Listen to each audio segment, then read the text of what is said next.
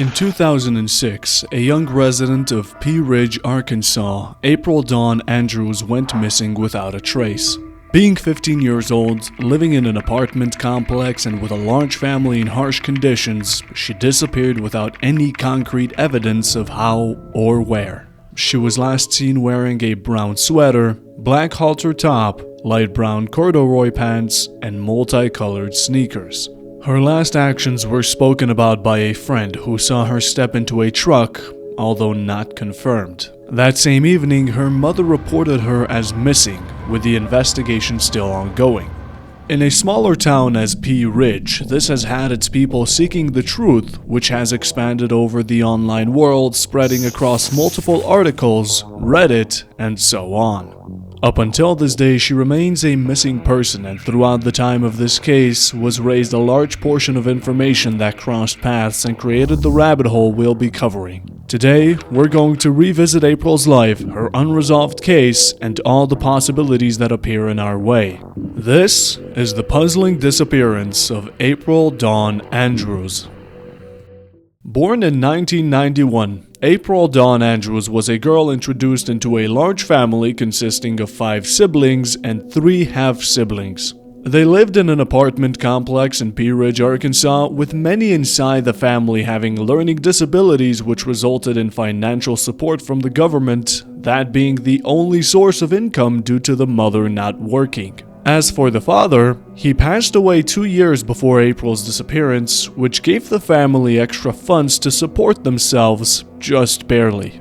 April was part of the family circle that had a learning disability, describing her functioning level to be that of a 10-year-old, which resulted in being bullied at school by a group of girls, leading up to poor attendance, a shy personality, and a small amount of friends. On November 18, 2006, April told her mother she was going out to the church to look at clothes they were giving away that day. However, according to a 2022 post, Lieutenant Hunter Petray stated that this could not be confirmed by the police, as no witnesses from the church remembered seeing her, despite the hundreds of interviews. It's unclear if April ever made it there or had the intention of doing so in the first place. The kids inside her family were allowed to play freely, but as the sun was beginning to set, April's mother, Tina, had grown concerned and called the Pea Ridge Police Department, reporting her daughter as missing. As for the witnesses of April's disappearance, there was only one. An 8-year-old friend of April's came forward, claiming she saw her speaking with a man behind what is described as a beat-up, older model, full-size, single-cab pickup brown truck in which she later stepped into, never to be seen again. On the last day when April mentioned leaving to go to the church, she and the witness walked to a general dollar store, and upon returning, they each went into their apartment. Later that day, the friend was playing outside and witnessed what would become the final sighting of April Dawn Andrews. The vehicle's description did fit one that a male resident of the apartment owns, and as of further, no details were disclosed on the investigation. As of the current state, there isn't enough evidence to back up that April even entered the truck in the first place, besides the words of a child who may or may not be wrong.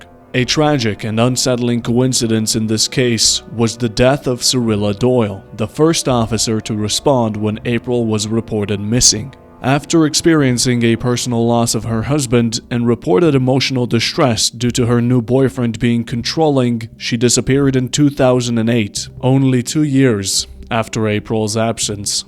Before Cyrilla's disappearance, she gave them most of her belongings to the daughter Danielle, including a vehicle and over $27,000 in cash, with the only money spent on herself being $1,000 from an ATM alongside a gear bag, hat, and zip hoodie. After years passed, there was a silence up until May of 2018, where Cyrilla's skeletal remains were identified, confirming her death, which was ruled as a suicide. There is belief that no connection lies between her death and April's disappearance, leaving only skepticism around many without evidence.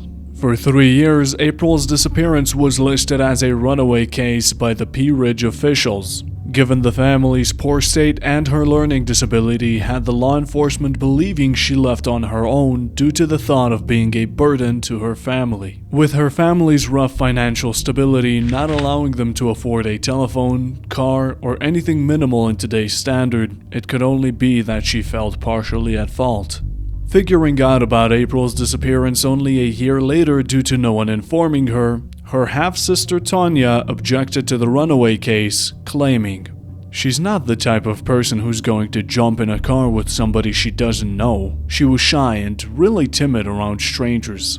Tanya and April had a special bond. Despite the 17-year-old difference in Tanya having a family of her own, they were supposedly close. Similar doubts were echoed by those who knew April well, and for the first 3 years, the case would remain stale, keeping it under the runaway title. After those years passed, it would be listed as a missing person case, and another 3 years after turned over to the Benton County Sheriff's Office, with the lead detective being Lieutenant Hunter Petray. The main reason for that turnover being that the sheriff's office simply had more resources to offer with a better chance of cracking the case. They began a new search from square one, interviewing hundreds of people over a period of a few years, some who have and have not been questioned yet, which led to many new openings. To quote Lieutenant Petray, "You interview one person and they name 2 other people who live there, so you track them down. They may lead you to somebody else. You can look at a lease to see who lived there, but it won't mention a brother-in-law from Texas who stayed there 2 weeks, or a cousin who visited for a couple of days. It's a low-rent apartment complex with a lot of turnover.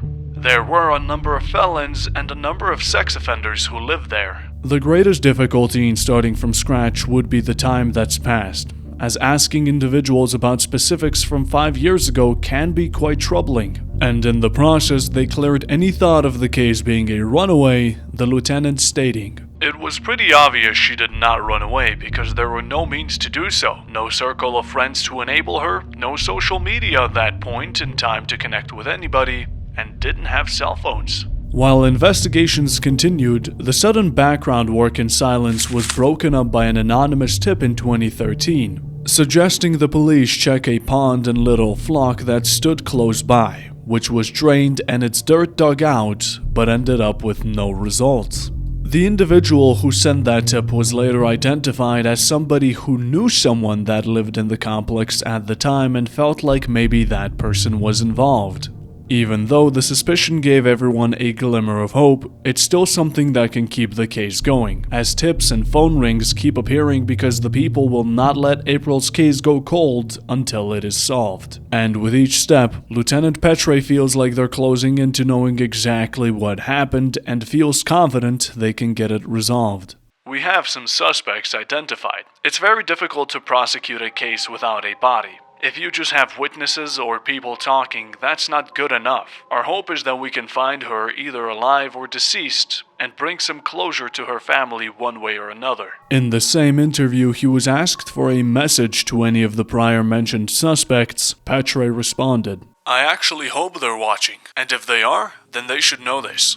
That we are not going to rest. We are not going to stop searching for April. We are not going to stop talking to people. We are not going to stop approaching them. We're just not going to quit. This case will not rest." It clearly shows the effort being put into the investigation through actions like draining the pond or the extent of time this case has persisted through. Albeit, in all honesty, even with suspects, it would make it near impossible to prosecute anyone as of current, with their only major proof being the words of an 8-year-old and many others accompanied by the missing body of April.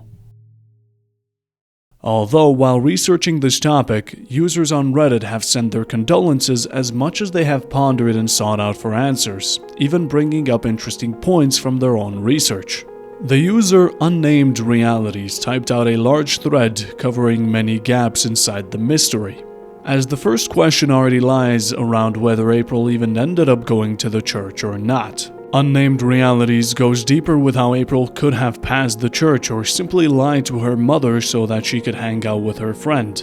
Speaking of which, another chance is that April's friend could have possibly mistaken her for another person, Or maybe April didn't even end up getting in the truck or would have stepped out once out of sight. Not even taking into account all the mentioned calls and connections made by people wishing to support.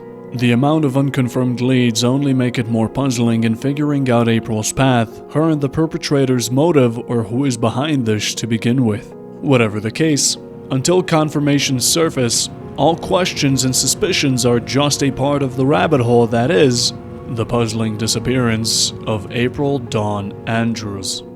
I look for this video to reach as many people as it can, so more can be aware of this tragedy that has affected a family and similar disappearances that are happening all around the world. If you or someone you know has any information, please reach out to the Benton County Sheriff's Office. Their contact details will be shown on screen and in the description of the video. I express my condolences for anyone that has gone through a situation like this, including April's family, and only hope that this video might bring attention to aspiring parents, family members, or anyone for that matter, to make sure your loved ones are safe and kept that way as well. With that in mind, I hope you have a great rest of your day.